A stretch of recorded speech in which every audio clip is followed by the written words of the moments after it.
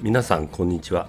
初めて手入れするお宅でなるべく小さく切ってくださいなどと言われると、かなりゴミも出ますし、太い枝を切ることになります。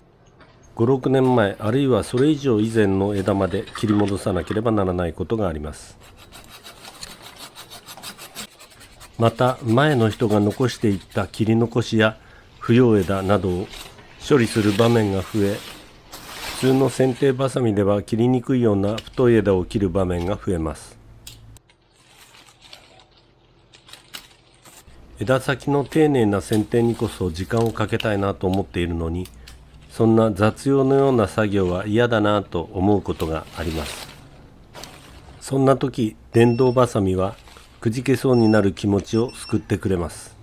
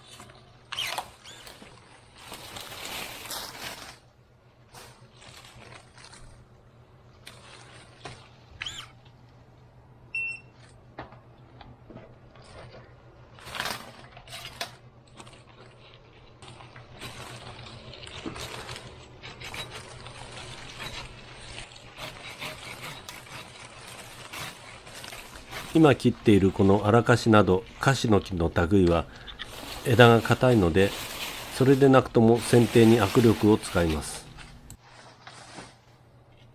それにどんな木でもこの枯れ枝というのは硬くて切るのが嫌ですね。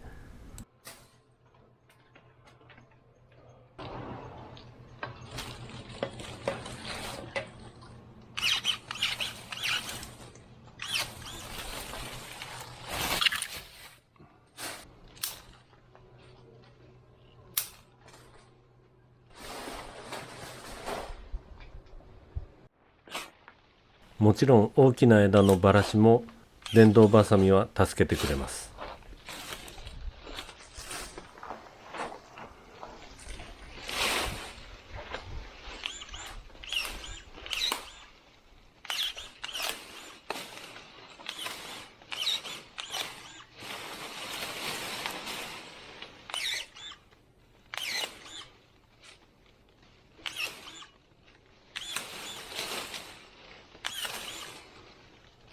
捨てる枝の処理に時間も力も使いたくありません。剪定作業そのものにこそ手間をかけたいものです。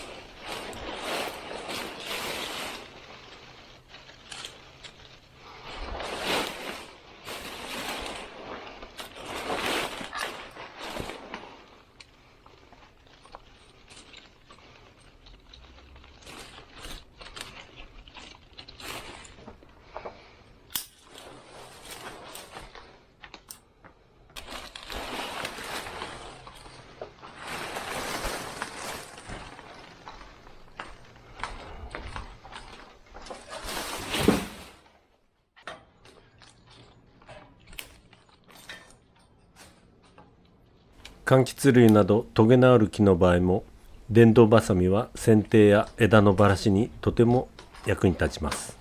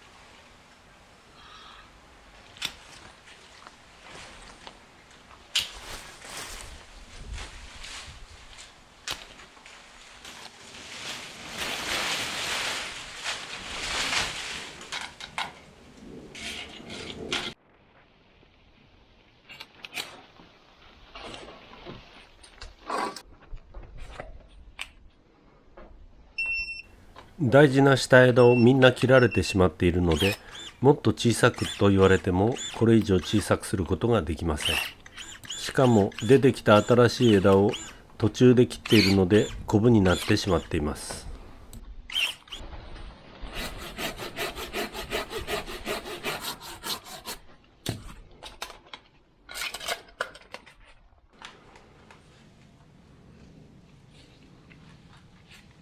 癒着してるのか。絡み枝がそのままになっていて癒着してしまっています。こうなってしまうともうどうしようもありません。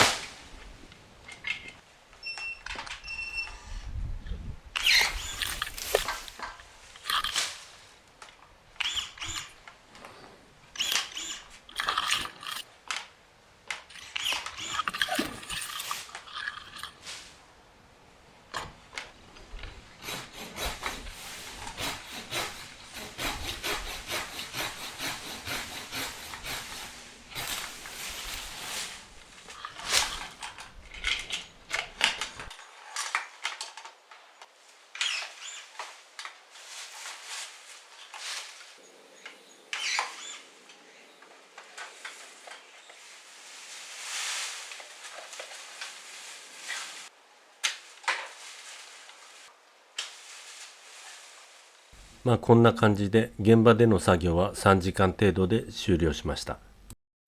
現場でゴミをさばいてその分の手間もいただくという手もあるのですが、今回は半日分の手間でやりましょうというお話でしたので、ゴミは大きいまま持ち帰って置き場でばらすことにしました。枝をさばくついでにアルスの電動剪定バサミの新型が出たということで、その性能の比較をしながら枝をばらそうと思います。この枝をばらしながら、この電動バサミの性能を比較していこうかなと思います。EP721 は新型ですね。スゴセン3兄弟の長男ということになってまして、一応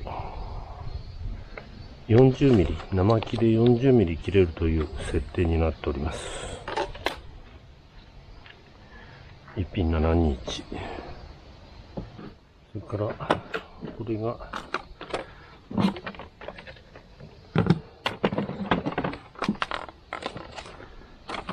スゴセン3兄弟の次男。生木30ミリが目安になってますけど、これは今まであった720、720の改良版ということで、マイナーチェンジしたものですね。それからこれが三男、スゴセン3兄弟の三男ということで EP719、これは生木で25ミリ切れる設定になっています。これバッテリーがね、これとこれはバッテリー共有なんですけど、この719はちょっと小ぶりのバッテリーです。互換性はありません。で、これが先日何度か紹介したケルテックの40ミリ切れるという中国製の電動バサミですね。これも比較しながらこの枝をばらしていきたいと思います。それではこの3兄弟を比較していきますけども、25ミリという設定なのでね、このぐらいは切れると思います。今回はただ切るのじゃなくて、剪定ということに重きを置いて、このように剪定するときにちゃんと角度が使えるかみたいなことも検証します。いけますね。これ20ミリぐらいかな。これが20ミリですんでね、もう少し太いところまでいけると思います。これがどのぐらいあるかな。だからこれに切り戻すときですね、これ30ミリありますね。多分これだと無理だと思います。加えられないんでね、逃げちゃうんですね。3なんだとちょっと無理と。で、720、これで切れるかということですけど、これでも滑っちゃって加えられないですね。これが多分30ミリぐらいだと思うんですけどね。30ミリ以上ありますね。じゃあこの長男だったらどうでしょうか。これはちょっと音が大きいですね。これちょっと特徴ありますね。刃が逃げないようにギザギザがついてるんですね。次男までにはないですね。長男だけがこれでいけるかですかね。このような角度で切ります。いけましたね。